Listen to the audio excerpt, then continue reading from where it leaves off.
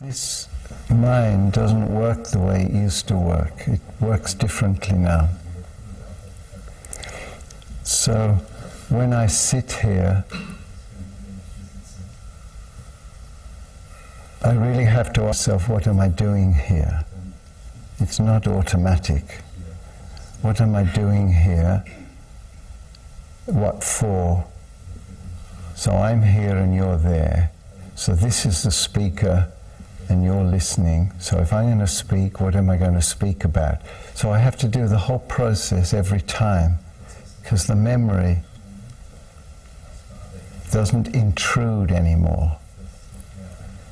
It used to be that the mind was more louder than the moment, which meant the past was more intrusive than the moment.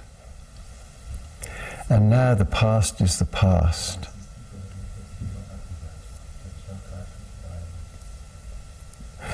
The mind has taken its place.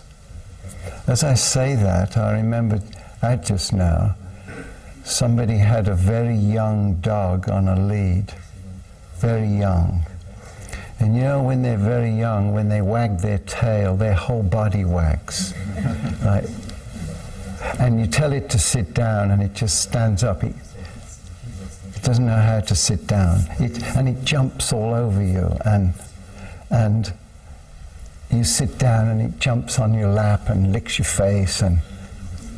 Well, this is what the mind does. You sit down and it jumps all over you. And the past and everything. And then eventually, as the dog gets older, if you talk to it and you're nice with it, you ask it to sit down and it sits down. Well, eventually that can happen with the mind. You can say to the mind, please sit down, I don't need you now. So now this doesn't come in unless I ask it to.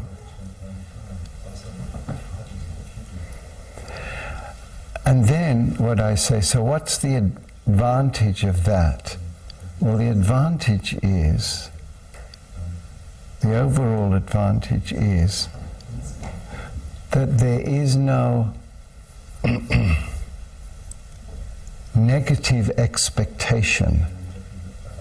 There is no fear.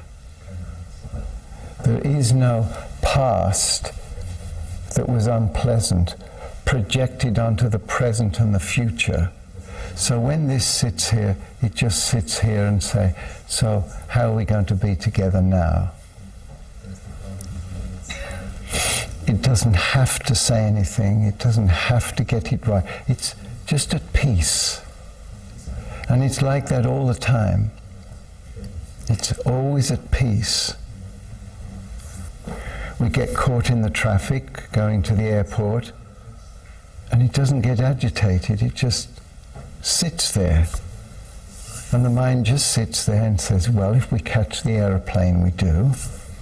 And if we don't, we don't. That's, somebody gets angry or disturbed about something, as they did in the market the other day, talking, and nothing changes. It turns, sees the person, talks to them. It doesn't get depressed, it doesn't get upset. If it asks somebody to do something and the person doesn't do it, it doesn't mind at all. Oh, so you didn't do it, so I'll do it myself, or we'll try again. But it has no blame. It has no judgment. It does height. Well, living with a mind like that is fun, because the mind just sits there and doesn't come out until I ask it to. Now, most minds don't do that. Like this young dog, they're jumping all over you. What about this and what about that? And you didn't do this and you didn't do that. And what about my new flat? What about my car? And it's going on all them, and it's just so unpleasant to live with. So I find that an advantage. This is a much better way to live for me than the old way. So then,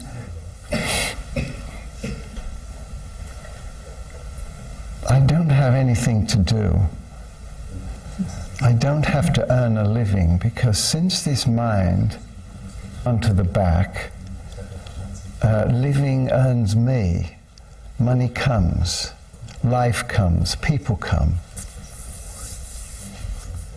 friends come, girlfriends come. Everything comes. Since the mind has gone back here, before it was trying to get money and friends and girlfriends and approval, and it never did. It was always upset. Now, since I've said very much, but it's not working, would you mind stepping back a bit? Since it's stepped back, now everything comes here, all on its own. So I think that is a good thing. That's a much better way to live than the old way. So now, having nothing else to do, because life works so well, I say, well, maybe other people would like to live like this. So I'll sit myself to people and talk to them and say, your life can be like this as well, if you're ready for it to be like that. Then a part of me says, well, why wouldn't everybody want to live like that? No stress, no strain, no anger, no judgment. Of course, he must want that. But it seems like everybody doesn't want that. Because I've been talking about it for years, and only just now have people started to live like that. Just now. Just starting. Things are starting to change. But even if people don't want to live like that, I sit here anyway and I talk about it. So the main part of this morning will be about questions and answers. So in a moment I'll answer your questions. Anything you want to ask. So I'm looking at now, so how could I encourage you to experiment with what I'm talking about? Not to believe me, because that's the whole trouble with religion and spirituality, is believing. And it's believing. Your mind can stand back, which means in each moment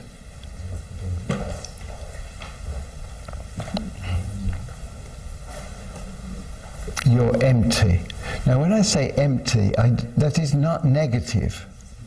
It's a very full emptiness. It's a very alive emptiness.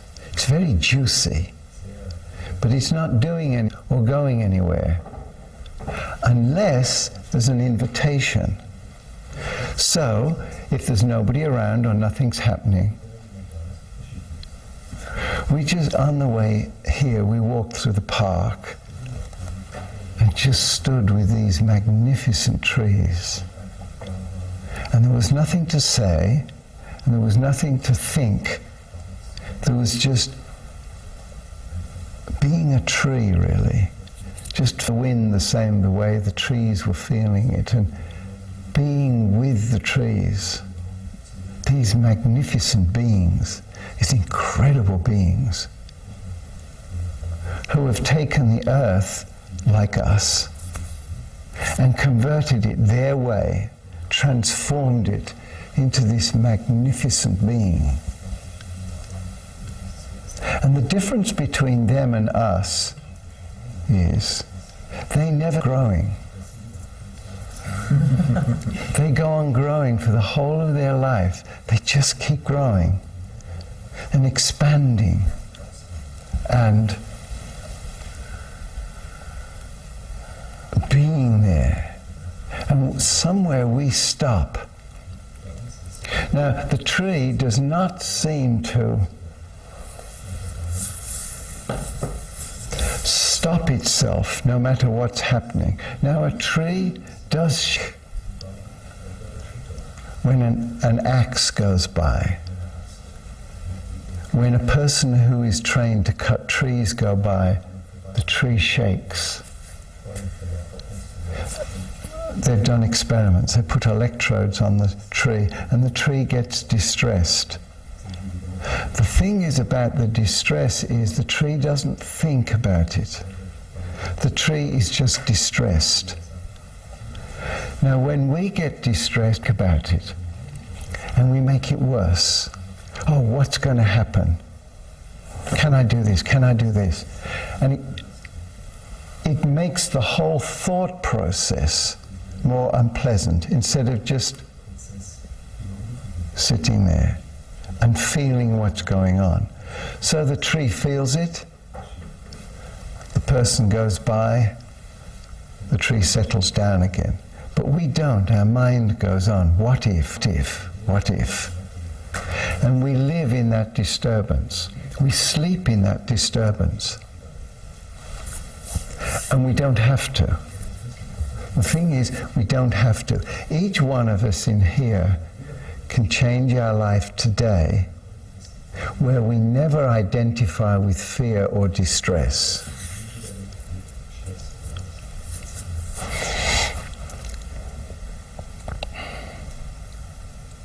Our whole condition and training has been to worry about the future, about which we have no control. The mind thinks it does, but that's all the mind does. It only thinks.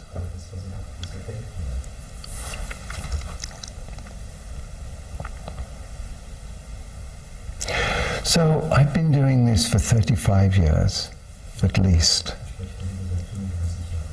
And the word is, and let's talk about this, and let's talk about it that way. But it's always about the same thing. It's about the freedom from the mind to be here, to be now, just as it is. And lately, what I notice I've been doing in the meetings and the gathering is encouraging people, encouraging you to find, to connect with another part of you that is beyond the mind and the emotions and the body, a part that you do have in you. So don't try and understand that or agree with it. Just take it as a possibility.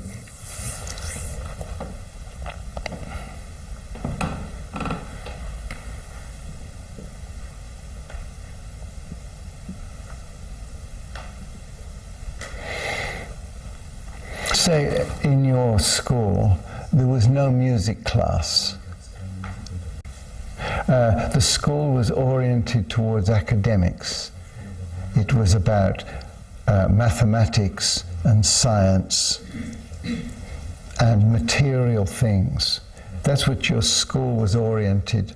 So in order for you to pass your tests, you had to be a material academic. And then later on in life, you started to feel the art side of you, the creative side of you. Let's say you went to a friend's house, they got a grand piano, and they'd gone to music school. So they sat down and they started playing the piano, and your heart was deeply moved. Tears came to your eyes, and you realized, I want that. So you sit at the piano, and your friend tells you where to put the fingers, but they don't know what to do, because these fingers have not got the lucid connection that they have. When they play, they don't think. They don't think, oh, this finger goes there and that finger goes there. And for the chord of C, I need to do this or that. There's no thought. Because they played the piano so often that they've actually grown, literally grown connections inside there, links. And so playing the piano becomes as natural to them as driving a car does to you. The first time you drove a car, you had to work at it. You may have forgotten, but the first time you sat there with the steering wheel, especially if it was a manual shift, and then the clutch and the brake and and you had to watch the road and listen to the instructor. Your mind said, I can never do all these things together. But the fact that somebody else does it, you think, well, it must be possible. So you kept trying and trying and trying. And eventually, you sit in the car now and you don't think about it. Turn the key and off you go. But that wasn't the way it was. So when you sit at the piano, you've got to start to all those joints have to get loose, and then they have to connect and link with another part of your brain that you haven't developed. But it's there. Now, in some people, it's more there, and some people, it's less there. But if you keep practicing over and over, you'll be able to play the piano without thinking. But of course, you've got to do a lot of practice. We have a friend who's a professional pianist and composer, and she practices most days 8 hours a day. She has a little apartment in New York, really tiny, and a huge grand piano. The whole apartment is piano. So you walk in her room, and if you want to go to the bathroom, you have to go around the piano. And she sits there for hours and hours every day, and she loves it.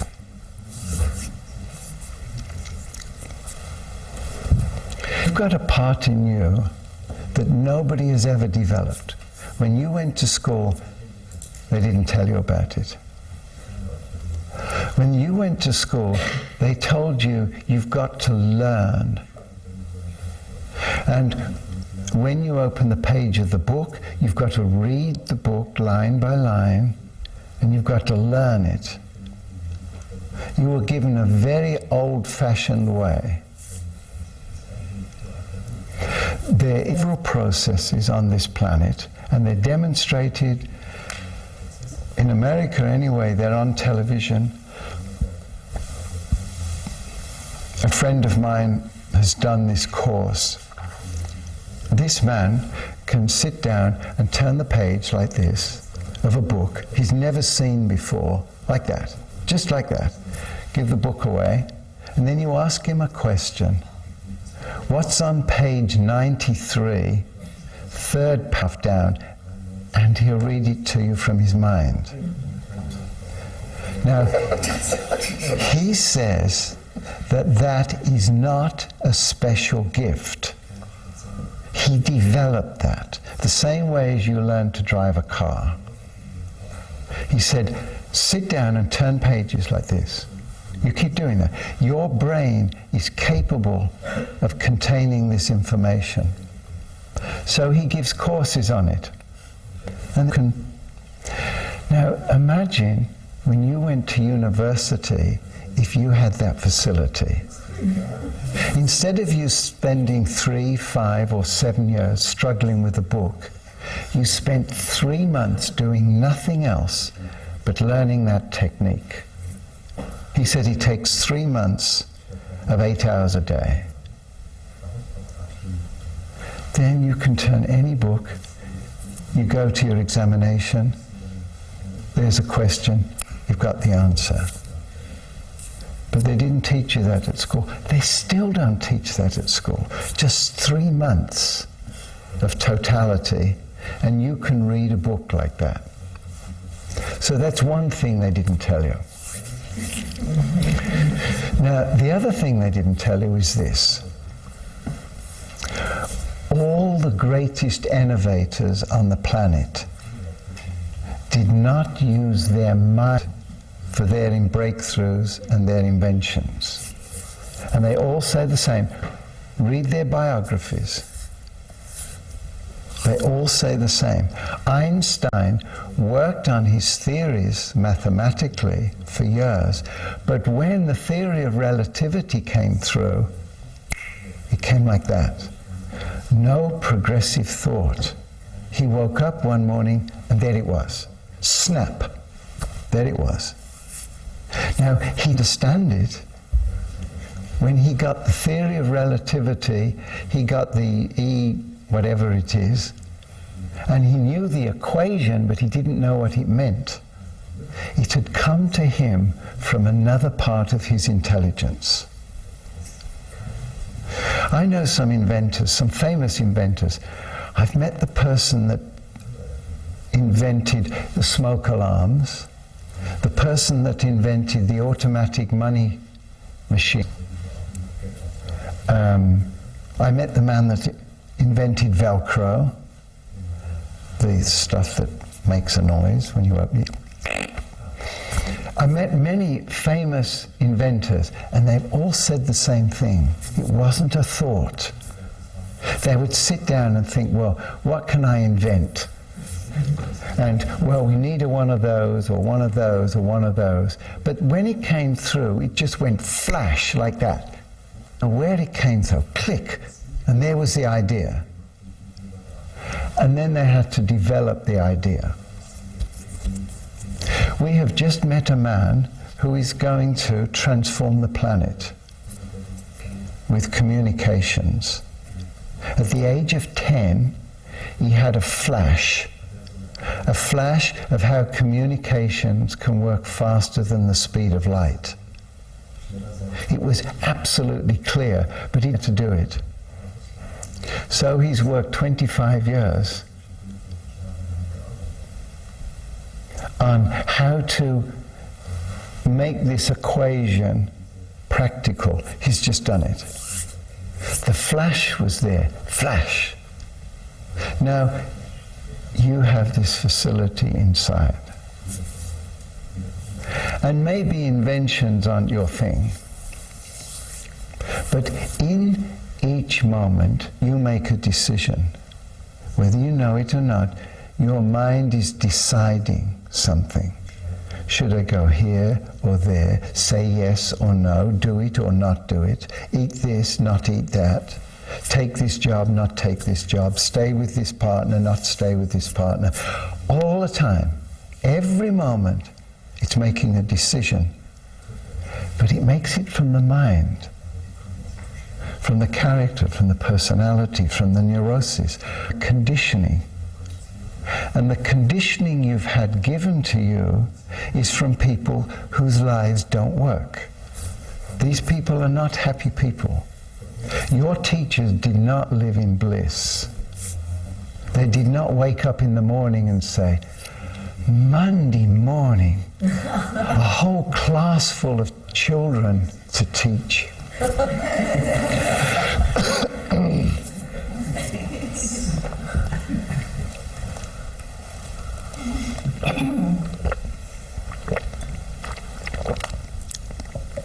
How can I be creative?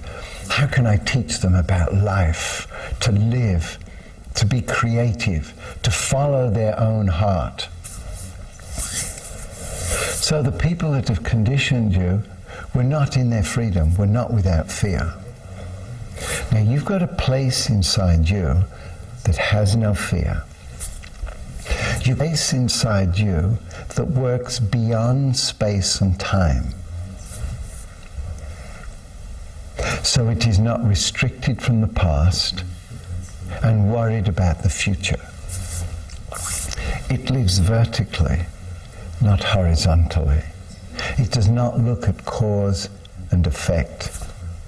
It looks at it the other way around. What do I affect I want? The cause will happen. No space, no time. You have that place inside.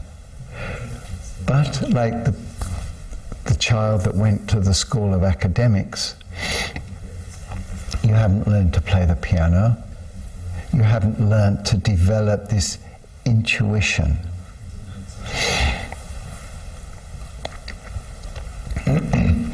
Now, intuition is there all the time. But now, the mind is so busy about survival. Should I do this? Should I do right, wrong, good, bad, benefit, and harm? It's going like this all the time because it lives in fear of what can go wrong. Who are you going to upset? So it lives like this. And so this still small voice you don't hear. But it's there. And once you've developed a facility of being able to listen to that, you'll never need to make a choice again. Choices will make you. You come up to a situation, should I take this position or that position? You go beyond thinking, and something will just go, it just goes click. And from here, you know. It's just, you know. If you think about it, then you know. Because as soon as you think, it goes into duality again. Good, bad, right, wrong. You don't know anymore. Now, science has recently discovered that the cells we have in the brain that they thought was to do with thinking, so the cells in the brain to do with thinking, we have more of those cells in this area than we do in this area. So we have more thinking cells here than we do there. So the gut feeling, that's the term we have in English, a feeling in the belly, butterflies in the stomach, the bliss, this energy here, it's a form of thinking, but not dual thinking. You see, here, this thinks in duality. These cells oppose each other. You have two sides of the brain, and they oppose each other. This is good, this is bad, this is right, this is wrong, this is allowed, this is disallowed. And that conditioning has happened as you've been brought up.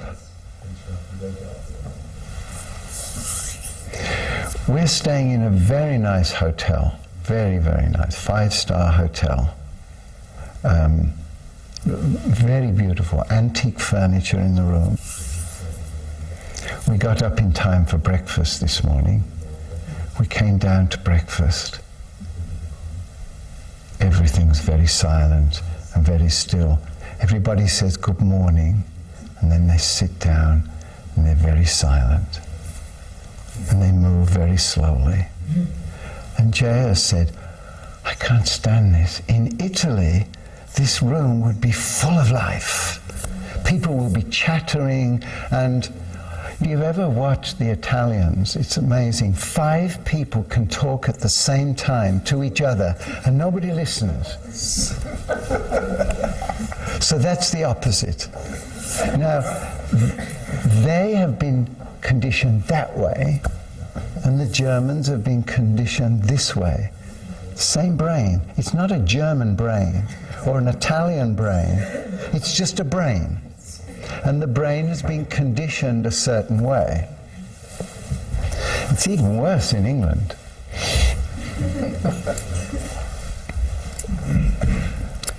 And America and Australia. It's all machines. People have been conditioned a certain way and they behave that way. But nobody's in. They say good morning, but nobody said good morning. If they say how are you and you tell them, nobody hears. It's a machine that's been trained to say good morning. So it seems as though people say good morning to each other in the breakfast. In England, nobody speaks to anybody, ever. You can sit in the carriage opposite each other for hours and hours and hours, and nobody even looks at each other. Look out the window, look down the floor, look up at the ceiling. Because that's the way the brain has been conditioned. Now down here, this that way.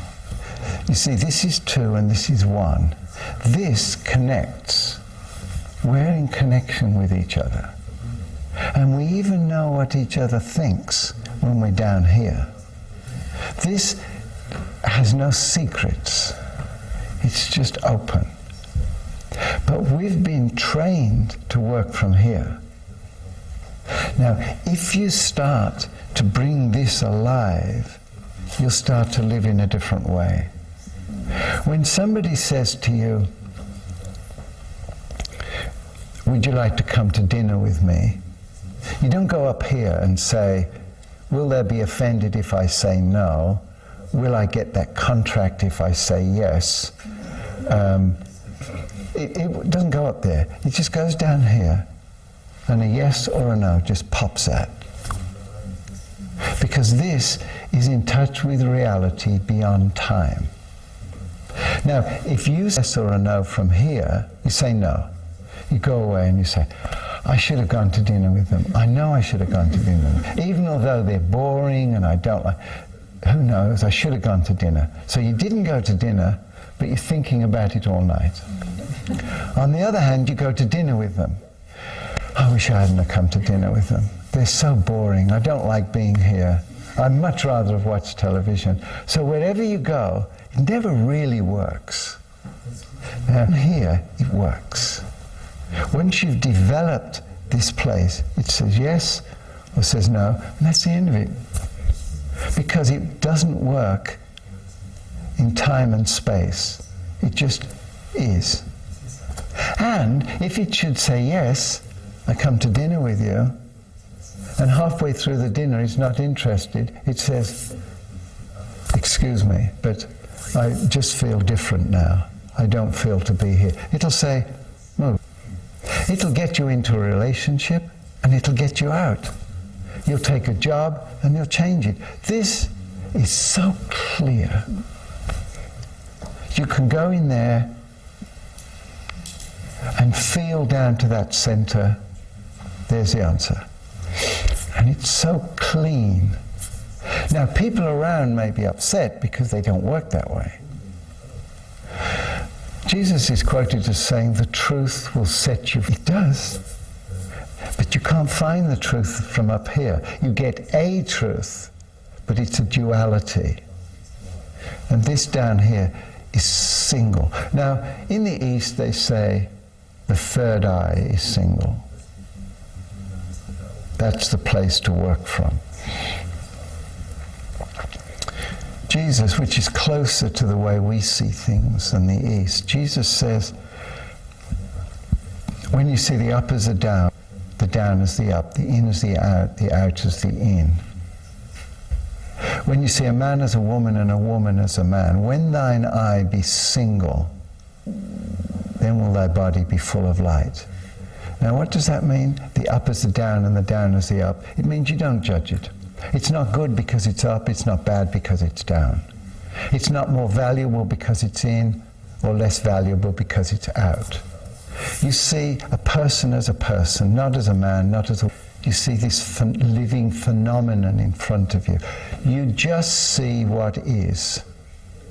Then will your body be full of light. Then you'll be having a good time. Then you'll be happy. Then you'll be joyful every moment because you're living your truth. Thine eye be single. There's no duality to it. It's just, this is life. Now, once you start to dare to live that way, your brain will say, thank you very much, I realize that you need me anymore. I'll just become a data bank. It steps back. An incredible data bank. It can take massive amount of information. I don't know how many books it'll store. I've known people who can read 10 books a day and remember every word. Just like this. So a massive amount of data. It's a wonderful instrument. So imagine you've got a computer that has millions of gigabytes. It just has an endless amount of storage. No matter what you go on the net and load all the information in the net. In it goes, this huge, that's what your brain's like. Endless storage. But the difference is, when you go to your computer, you ask it for the information, you put in your whatever you need on it, and the information comes, and you say, thank you very much, and you click close, and it goes away. But you see, the mind doesn't do that. The mind is trying to get all information here all the time. Your screen is totally full. You can't see anything for all this information on the screen. So somebody says, would you like to come to dinner? And suddenly the screen is full of information about past dinners, and people that got poisoned in dinners, and mother asked you to dinner, and when your ex-wife asked you to dinner, all this information.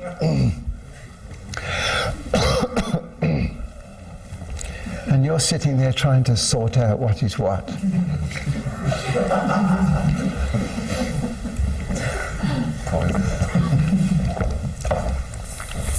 So with this method I'm talking about, you just click on the information you want. Somebody says, what's your name? Click, name comes out, my name is this. You give them the name, close, it goes back there. You don't need to remember your name. You don't need to go around saying, I am Joan, I am Joan, I am Joan. You don't need to have it on your screen. You just, when you don't need it, back it goes. Am I a scientist? Well, you don't need to have that on your screen. I am a scientist, I am a scientist. No. What's your profession? Click, scientist, close, it goes away again.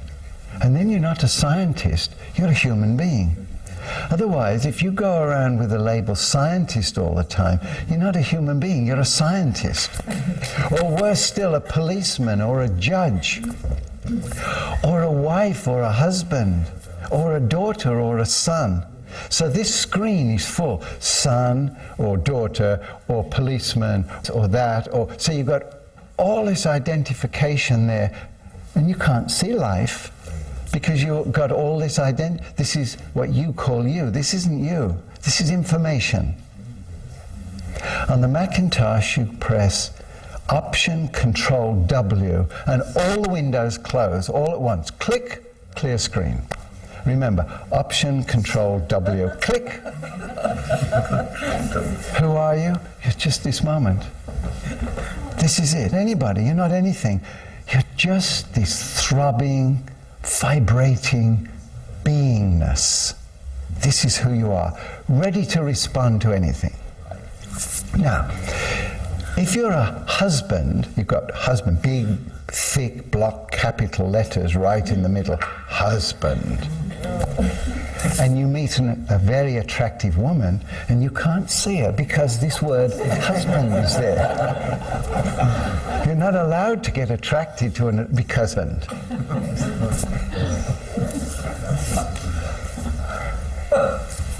Click, close. Hello. Here you are in this moment with no attachments. You are here. You are now for whatever's appropriate.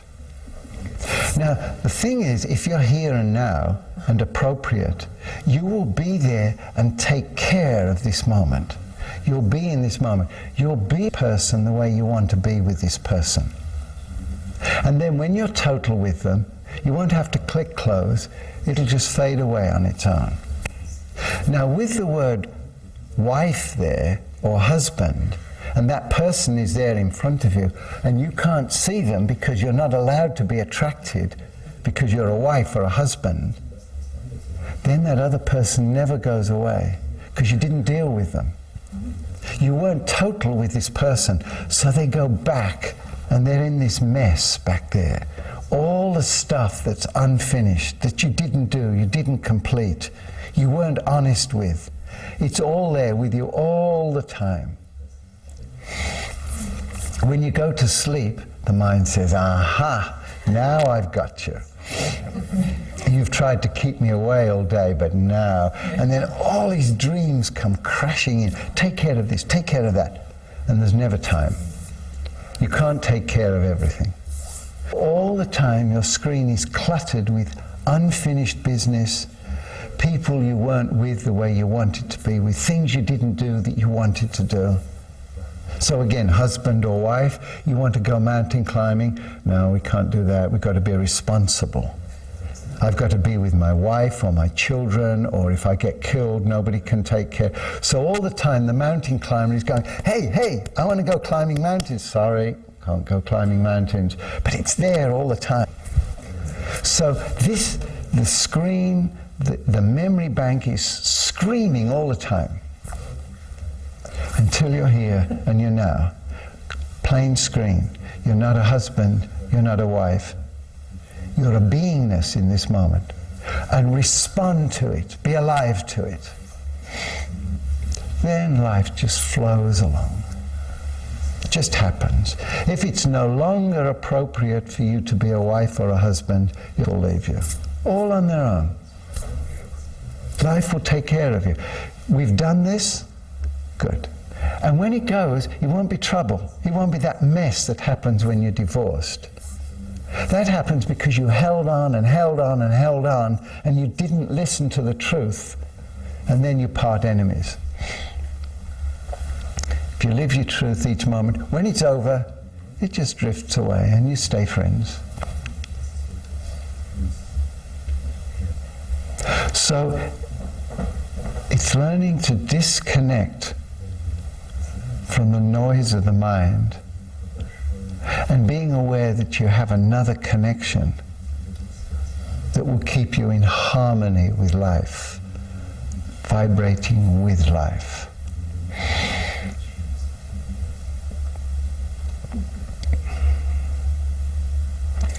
It's neat the way this process works is I never know what to talk about when I sit here.